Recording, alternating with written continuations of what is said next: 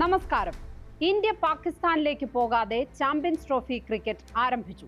2023 Babur അസമിന്റെ team ഇന്ത്യയിൽ വന്ന് ലോകകപ്പ് കളിച്ചത് പാകിസ്ഥാൻ പലവട്ടം ചൂണ്ടിക്കാണിച്ചതാണ്. രോഹിത് ശർമ്മയ്ക്കും വിരാട് കോഹ്ലിക്കും ഇന്ത്യയിലുള്ളതുപോലെ ആരാധകരുള്ള രാജ്യവുമാണ് പാകിസ്ഥാൻ.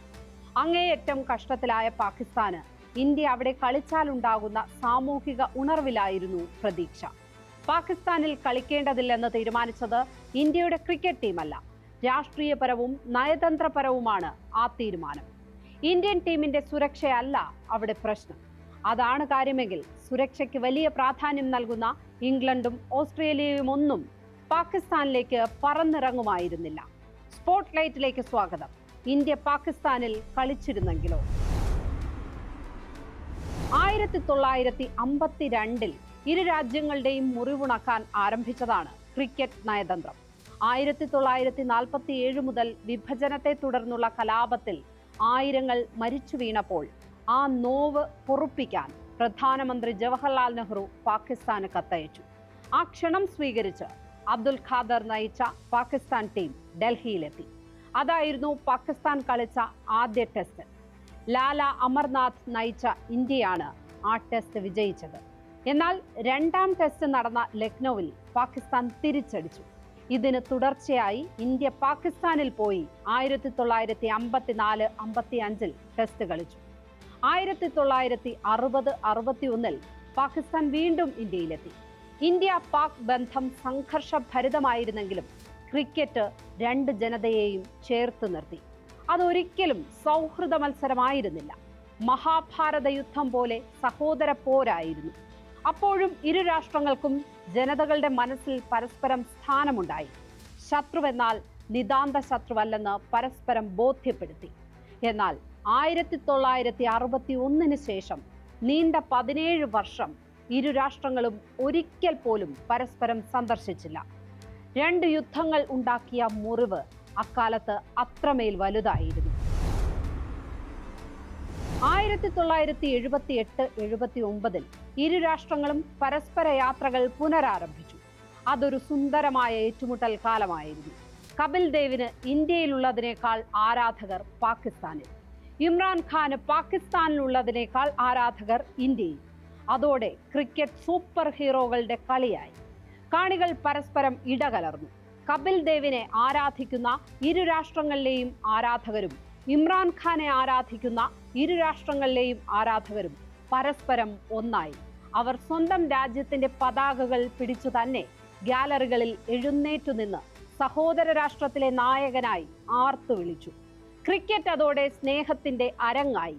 അത്യുജ്വലമായിരുന്നു അക്കാലം. ക്രിക്കറ്റിലേക്ക് പണം കുത്തിയൊഴുകിയതും അക്കാലത്തായിരുന്നു. പരസ്പര യാത്രകൾക്ക് സുരക്ഷാ പ്രശ്നങ്ങൾ ഉണ്ടായപ്പോൾ ഷാർജ നിഷ്പക്ഷ വേദിയായി. ഷാർജ കപ്പ് ലോകകപ്പിനേക്കാൾ വിലപിടിപ്പുള്ളതുമായി.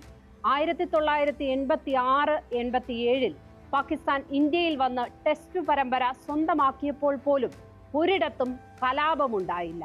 സച്ചിൻ ടെണ്ടുൽക്കറും വഖാർ യൂനിസും അരങ്ങേറിയ 1989 പരമ്പരയോളം ആവേശമുയർത്തിയ മറ്റൊന്ന് ഇരു രാഷ്ട്രങ്ങളുടെയും ചരിത്രത്തിൽ ഉണ്ടാകില്ല. പിന്നെ സ്വാതന്ത്ര്യത്തിന്റെ 50-ാം വർഷത്തിൽ ഇന്ത്യ പാകിസ്ഥാനിൽ പോയി കളിച്ച ഏകദിന പരമ്പര. ഇരു രാഷ്ട്രങ്ങളുടെയും ഹൃദയങ്ങളെ അത്രയേറെ അടുപ്പിച്ചതാണ് ആ പരമ്പര. 50 വർഷം മുമ്പ് രണ്ടായ രാഷ്ട്രങ്ങൾ ഒന്നിച്ചു നിന്ന അരങ്ങായി 1997 ആ മത്സരങ്ങൾ.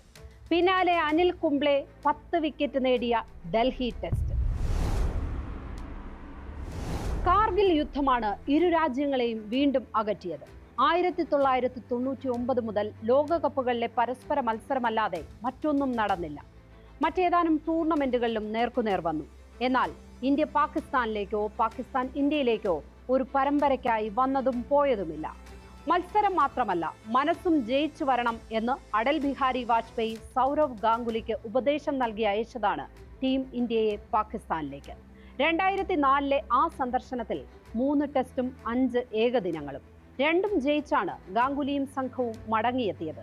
അന്ന് ഇന്ത്യയിൽ നിന്ന് കളി കാണാൻ ആയിരങ്ങൾക്കാണ് പാകിസ്ഥാൻ വിസ ലഭിച്ചത്. പോയി തിരികെ വന്നവരെല്ലാം പാകിസ്ഥാൻ ആരാധകർ സ്നേഹം കൊണ്ട് മൂടിയ കഥകളാണ് മാധ്യമങ്ങളോട് പറഞ്ഞത്. 2008 മുംബൈ ഭീകരാക്രമണം വരെ ഇരു രാഷ്ട്രങ്ങളും വന്നും പോയുമിരുന്നു.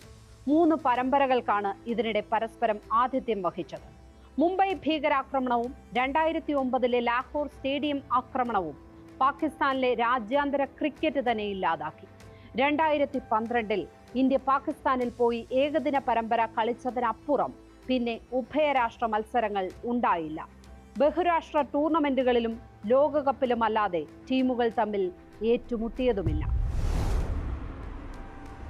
ഇന്ത്യ പാകിസ്ഥാനിൽ പോയി തോൽക്കുമോ എന്ന ഉൾഭയമല്ല ഇപ്പോഴത്തെ പിന്മാറ്റത്തിനു പിന്നിൽ.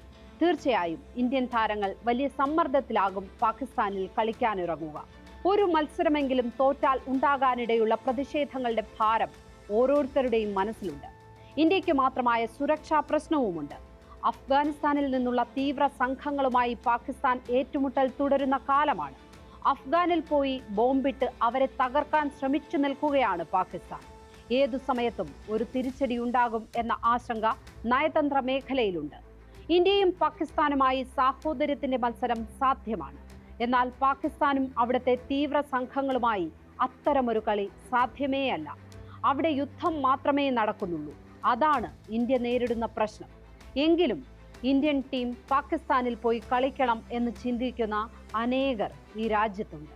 വെറുപ്പിന്റെ രാഷ്ട്രീയം പറയുന്നവരുടെ നാവടപ്പിക്കാൻ അതിലും വലിയ അവസരം വേറെ ഉണ്ടാകുമായിരുന്നില്ല.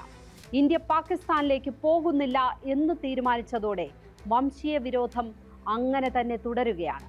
അത് മാറാൻ ക്രിക്കറ്റ് ഒരു പാലമാകുമെങ്കിൽ ഇനിയും അവസരങ്ങൾ ഉണ്ടാവുക തന്നെ വേണം. സ്പോട്ട്ലൈറ്റ് ഇനി മറ്റൊരു വിഷയവുമായി നാളെ ഇതേ സമയം.